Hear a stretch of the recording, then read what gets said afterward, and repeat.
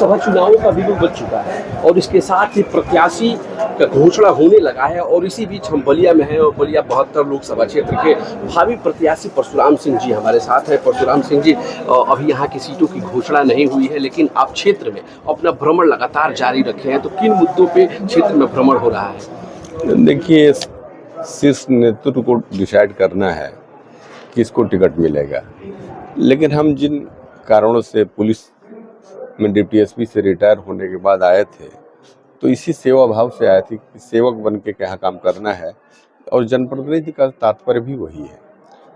मैं गांव-गांव भ्रमण अभी भी कर रहा हूँ, जनसंपर्क कर रहा हूँ, क्योंकि उद्देश्य वही है कि रहना ही भारतीय जनता पार्टी में ही है और बहुत सारे काम जो अधूरे हैं हमारे बलिया में, नौजवानों के चेहरे पर हंसी लानी है। स्वास्थ्य हॉस्पिटल हमारा रेफरल सेंटर है, इसको सरकार से मांग करनी है। हमारी सरकार दोनों जगह है, इसको रेफरल सेंटर ना होकर इलाज सेंटर बनाया जाए, उच्च शिक्षा की व्यवस्था की जाए। और हम गांव में जब भ्रमण किए तो बहुत सारे लड़कियां, लड़कों, बहनों ने कहा कि यहाँ एक अच्छा नेशनल स्तर का इंजीनियरिंग कॉलेज नहीं है, तो इस तरह एक NIT की हम मांग करेंगे।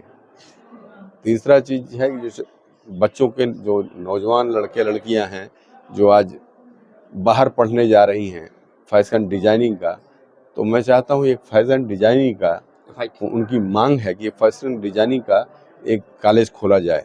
सर, जिस तरह से देखा जाए अभी सीटों की घोषणा कभी भी हो सकती है, आप क्षेत्र में लगातार भ्रमण कर रहे हैं, तो वो कौन से मुद्दे हैं जो इस बार 2024 के चुनावों में आपकी प्राथमिकताओं में होने वाले हैं? अब देखिए, आप भी हैं, कहना नहीं चाहिए, पार्टी के, हमारी ही पार्टी से जुड़े लोग हैं। कोई विजन नहीं था हमारे जनप्रतिनिधियों के पास। अगर विजन होता तो डबल इंजन की सरकार है, वो प्रदेश में है और देश में है, और दोनों लोग विकास के प्रति, समाज के कल्याण के प्रति जीवन उनका समर्पित है, श्री मोदी जी और श्री योगी जी।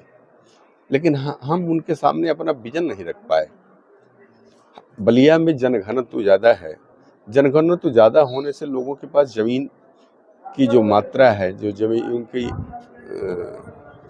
वो है, उनके पास कम है। शहरी जमीनें कम है, शहरी नहीं, देहात में भी जनघनत्व ज़्यादा है, तो कृषि आधारित कोई चीज़ जीवन यापन यहाँ नहीं हो सकता जब तक उसके साथ कोई एक्जिलरी नौकरी या अन्य स्वरोजगार न किया जाए। उतनी भूमि नहीं है कि परिवार चलाया जा सके और खुशहाल जिंदगी जिया जा सके।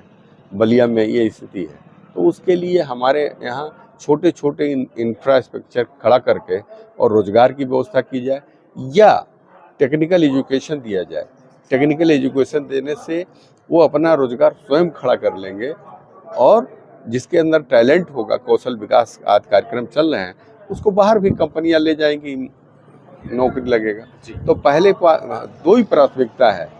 पहला स्वास्थ्य को बलिया डिस्ट्रिक्ट के स्वास्थ्य विभाग को ठीक करना है, और दूसरे स्तर पर कि हमारे नौजवान जो पहले चटकल जैसे जिसको कहते थे जूट मिल में नौकरी करते थे कलकत्ता में, अब वो जूट मिलें बंद हो गई, सब लोग आ गए वापस।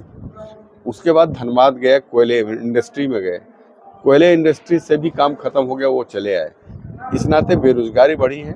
अब लोग गुड़गांव, कर्नाटका और पंजाब में जाके कुछ लोग मजदूरी करते हैं, और जो टेक्निकल हो गए हैं वो इलेक्ट्रॉनिक्स उसमें इंफ्रास्ट्रक्चर में जुड़ गए। हम चाहते हैं कि लोग अपना घर 10,000 12,000 के लिए क्यों छोड़ें, यहीं पर उनको चीज़ों को एक टीम से तैयार कराया जाए कि इनके लिए क्या किया जाए। ये सोचा है कि यदि ईश्वर ने और हमारे शीर्ष नेतृत्व ने मेरे पर थोड़ा भी विश्वास जताया, तो मैं बलिया को चमकाने के लिए करूंगा, क्योंकि मैंने अपने जीवन में 32 वर्षों तक पुलिस की सेवा किया, पुलिस अधिकारी रहा। मैंने अपने गांव को, अपने शहर को